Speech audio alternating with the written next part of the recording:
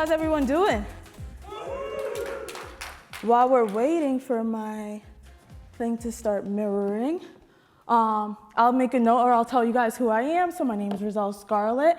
I actually work at a company called Entire. I used to work at Block, focused on something called Goose, and that was like an AI agent. But now I work at Entire at a company that the former CEO of GitHub works at. But anyways, enough about me. I was just procrastinating.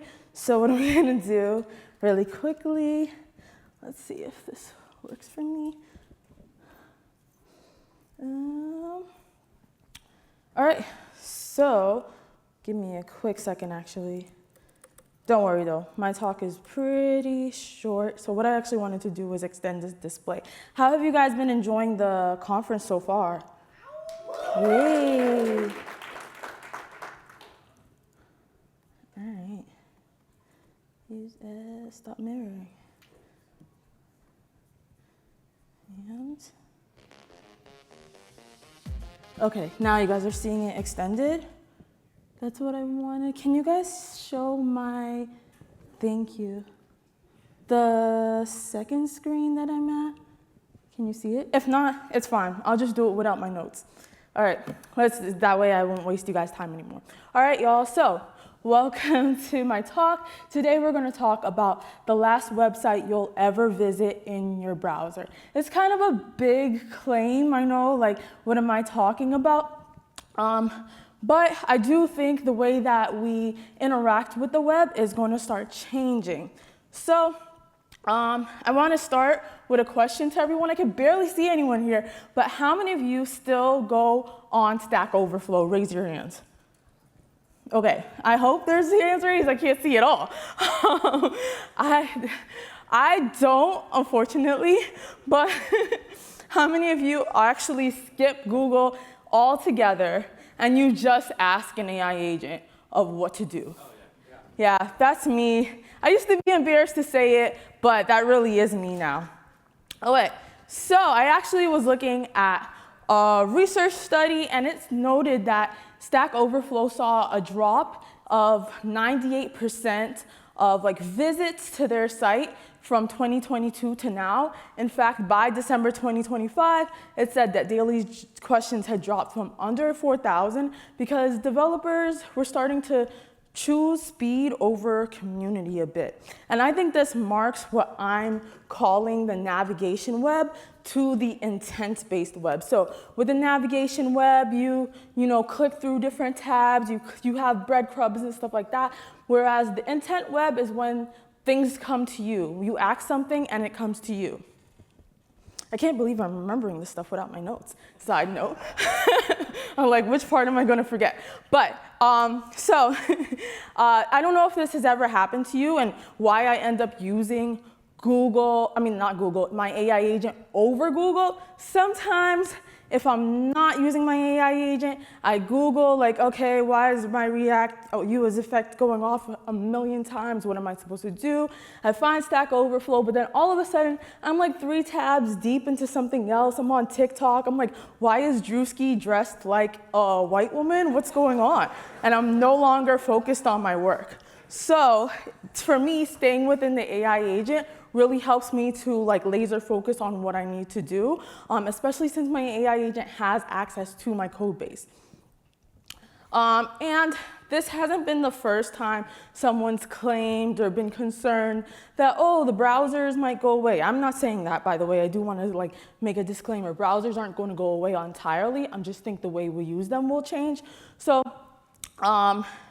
right, in 2018 or so, everybody was like, oh my gosh, people aren't staying on our sites enough. So product managers and other business owners created something called conversational marketing, where chatbots would essentially pop up in your site and try to keep people in there longer.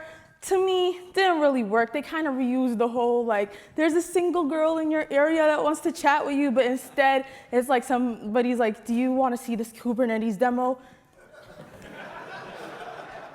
So yeah, to me, it didn't really work that well, with the exception of Erica from Bank of America. I don't know, who has Bank of America in here? Anybody? I don't know, do you guys know my girl, Erica? That's my girl, thank you. Because before, I would always be like, what is my account number? I cannot find it, why is it so hidden? And now I can just open it up, talk to Erica, be like, what's my account number? She's like 004, whatever, whatever, right? I'm like, oh, thank you so much. So to me, I think that's kind of a sneak peek of like working with an agent and getting like that level of intent web. The only difference here is that, or the only problem here is that Erica's kind of stuck in one website or URL or app. And this also, when I've been thinking about this, I was thinking about there's two different types of roadblocks, right? So from the business owner's perspective or whoever is owning the website or whatever, they're like, dang, nobody's visiting my site anymore. I'm not getting as much traffic. Everybody's staying within their AI agent. But then the idea of the intent web for a user might sound a little like off-putting because AI is so non-deterministic. Like it rarely really understands our intent and it always misinterprets things. For example, I do a lot of live streams where I'm like working with an AI agent just to show people, or at least I did in the past, to show people how to use Goose. And sometimes I would be like casually saying, all right, can you just remove that part? And then it'd be like, absolutely, I removed the entire project. I'm like, all right, thank you. So that brings the question of if users are living inside of agents, how do we bring that interface and control and that ability to have them like express their intent to them without forcing them back into the browser? And this is where something called MCP Apps comes in. A lot of people, when I tell them about MCP apps, they're like, yeah, I heard of MCP servers before. It's not the same thing. MCP apps are slightly different. And for folks who don't know what MCP is, it stands for Model Context Protocol. And that basically just brings more context to your AI agent through things like tools and resources. And then MCP apps extend this a bit more, where they bring a fully interactive UI into the agent itself. You don't really need to be going into your browser. So we're going to see a demo of that. I was scratching the Excalidraw. It's boring. I'm going to do a different demo instead. So there's this MCP app, if this will load for me, called Neighborhood that I'm going to use. And it helps you to find like food options nearby. So I'm going to let me zoom in so you guys can see it a bit more. I'm going to say, hey, I was late to my talk. I did not eat breakfast. I'm also pregnant and hungry. What food options are nearby the Hyatt Regency Miami that will refuel me? Hopefully this works. I swear every time I use an AI agent on stage, that's when it wants to embarrass me, but fingers crossed. All right, here it is. So instead of the AI agent just responding to me with just plain old text, it's able to render a literal interface. So I could say, I don't know, what is Sweet Gaines Muffins? I want that. Sounds cool. So I'm like, I'd like to view that. And as you can see, I was able to click and like directly express my intent rather than typing something out and maybe it misinterpreting me. So now it found a couple of muffins for me. Sure, I'll take gluten-free banana walnut muffins and I'll take a box of 4. And then I can add it to my cart and I'll view my cart and I'll proceed to checkout. And this will lead me, I think there's a bit of a bug. Okay, there is a bug. But usually, you just gotta trust me. It'll lead me to actually putting in like my credit card information and stuff like that and ordering an actual like muffin. Okay, going back. Oh, now you guys can see my notes. All right, going back.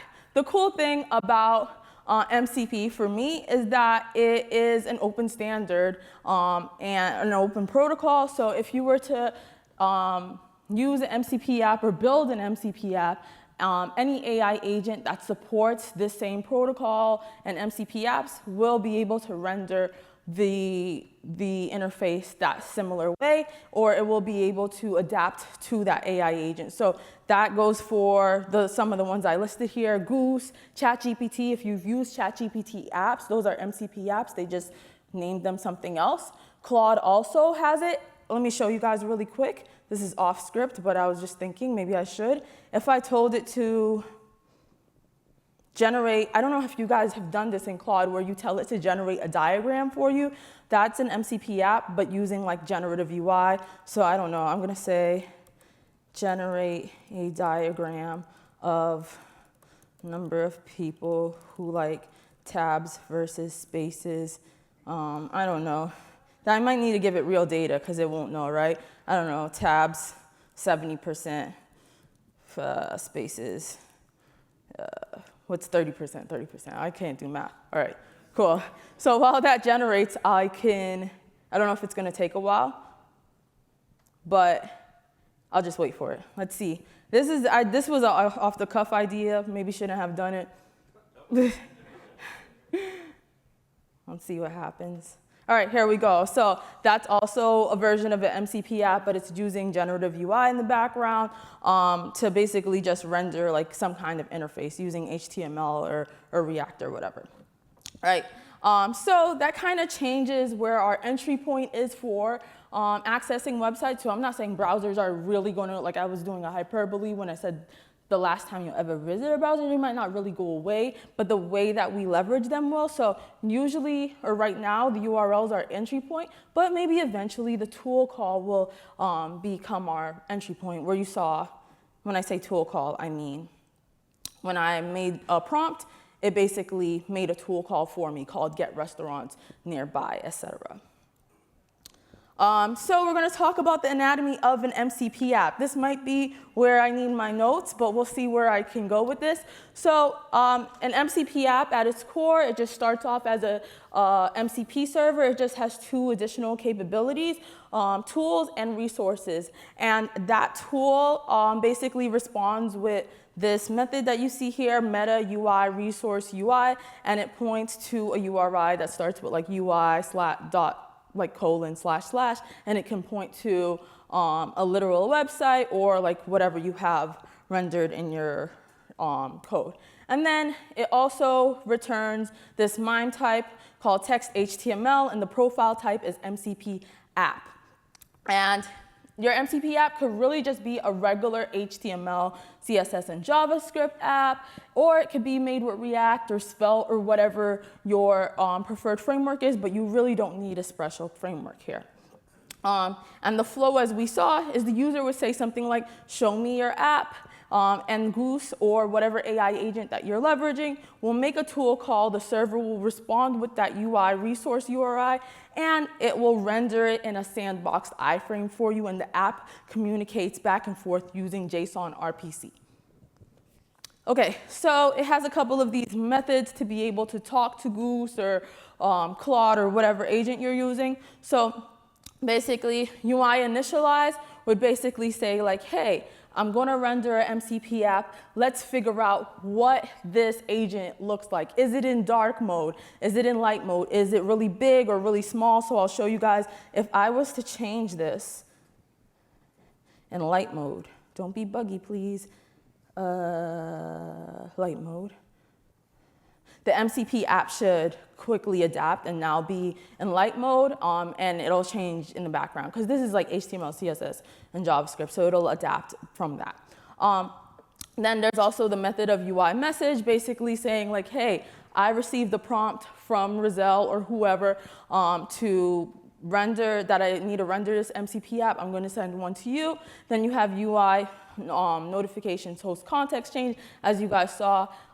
Basically, this is when the theme changes. So as you guys saw, when I change to light mode, or if I make the app bigger or smaller, it'll be responsive in that way, and same for size change. So these are all just ways for the MCP app to understand what's going on and communicate back and forth with AI agents. Okay, so I don't know if this is an elephant in the room for you guys. Maybe it's your first time hearing of it, but MCP apps were previously called MCP-UI, and people were like, this is cool, but it's a security risk because essentially you're just giving people access to just run like any script on your computer. Malicious scripts, data exfiltration can all happen, but they've really changed that now. They've added a lot of security constraints, so MCP-UI has now evolved into MCP apps. and now it runs within a sandbox iframe that uses strict security content policy, and it uses same origin only and a whole bunch of other stuff to make sure it's secure. We're gonna try to build one, but I've built one already to help save us time. Just so you can see the process, I don't do anything from scratch anymore. I use the skill. They have a skill to help you to build out an MCP app. So I'll just show you the process that I did, and then I'll show you me using it. Where is it?